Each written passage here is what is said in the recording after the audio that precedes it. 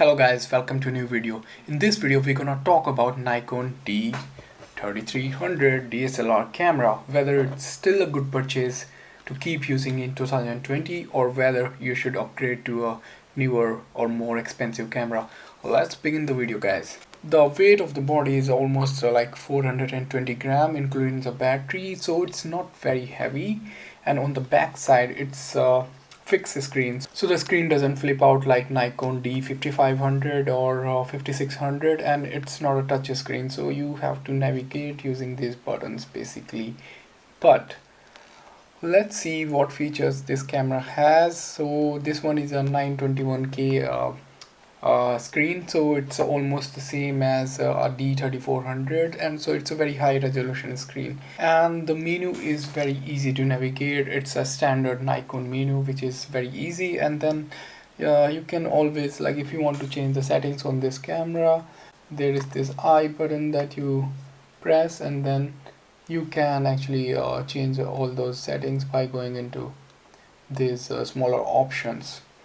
Right guys, now let's talk about like the good things about this camera. The first good thing about this camera is the low light performance. Believe me guys, even though this camera was launched in 2014, but still the low light performance of this camera is very good even in 2020. So even if you have a room which doesn't contain that much light, if you are shooting indoors, this is gonna take really very good pictures with very less grains. And the ISO on this camera goes till 25,000 with high one option. So the standard ISO is around 12,500, and if you are shooting up till, let's say, 6400, so the image is gonna be like really good. It would be a decent image even if you print it. But if you have to, like, for some reason have to go till 25,000 or 12,500, still you can take a decent image. So the low light performance really good, and the sensor dynamic range is really good. It's almost like 13 EV. So if you are taking a landscape shot, so this is gonna give you really good image with very good dynamic range, and the color saturation, everything is really awesome. And since this camera does not have this optical low pass filter, so the images are very sharp.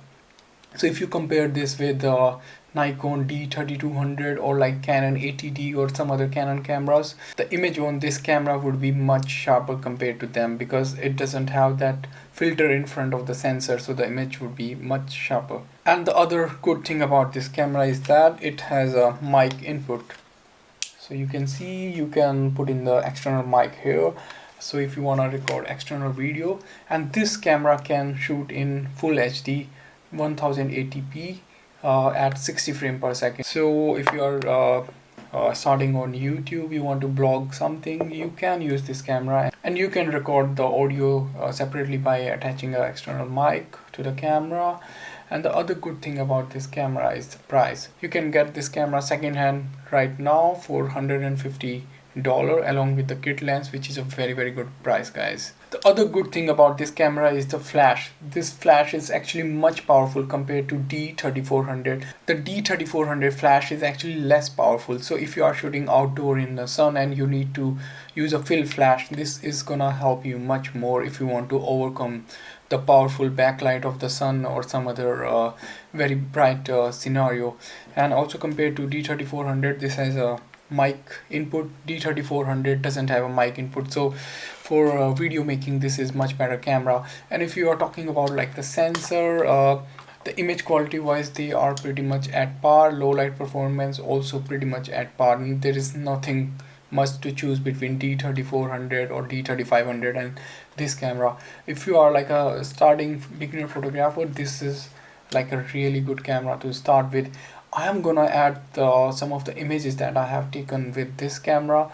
Most of the time I have used 50mm f1.8 lens, and sometimes the 35mm f1.8 lens, or the standard kit lens that comes with this camera, and the images straight off the camera are really very awesome guys. You would be surprised to see the quality of the image. So the final verdict, whether this camera is still worth buying in 2020, my answer is yes, definitely you can consider this camera because it is still taking great images. Low light performance is great. There is no optical low pass filter, so the images are very sharp. You can add external mic because there is a mic input, and it also have a sensor cleaning mechanism in this one. The flash is very powerful.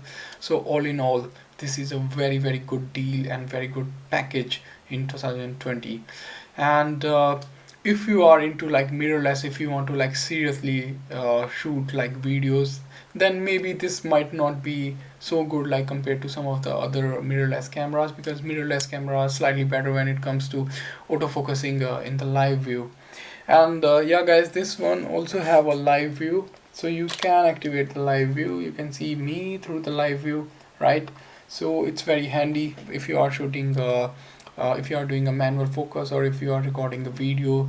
So it's a very handy option. So all in all, this is actually like a perfect camera. It has all the features. The only thing is that when it comes to video, since Nikon older cameras are not that great when it comes to like autofocus in the video, so if you are shooting in manual focus, it would make more sense and it would be much better to shoot in manual focus if you are making video. But when it comes to photography, this camera is absolutely awesome. You will not be disappointed with the quality of the images coming out of this camera, guys.